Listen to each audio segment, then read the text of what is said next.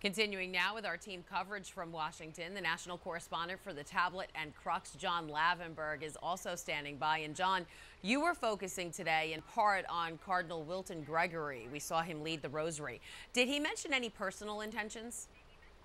He did, Christine, and his personal intentions, he really focused on, it was very broad, and all those affected by the pandemic, whether it's those that lost a loved one, those that have a sick loved one that they can't visit right now because of safety, those that have uncertain futures, whether it's economically or with their employment, and then also first responders that continue to put their lives on the line every day.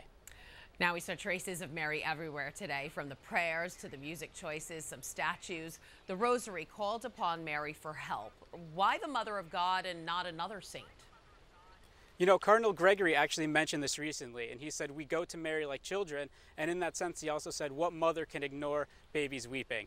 And so, and with that, he basically is saying that that's why we need to turn to Mary and ask for her intercession to put an end to this pandemic and help the whole human family.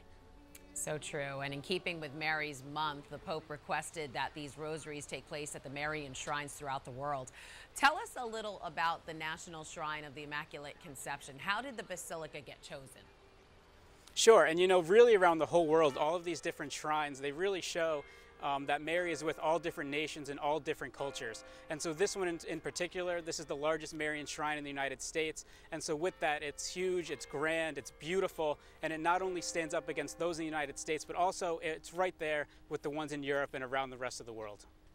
You also spent some time talking to people in the shrine. Why did they decide to come? Any personal stories there? There was, Christine, and one in particular that stands out was a mother who was here with her 2 children. They drove an hour from southern Maryland, and they've been praying the Rosary every day since the pandemic began for an end to the pandemic. And they said that, the mother said this was a field trip they took to continue on that journey and join in this worldwide prayer. That's wonderful. John Lavenburg, the national correspondent for the Tablet and Crux. Look for his full report on thetablet.org tonight. Thanks again, John. Thank you.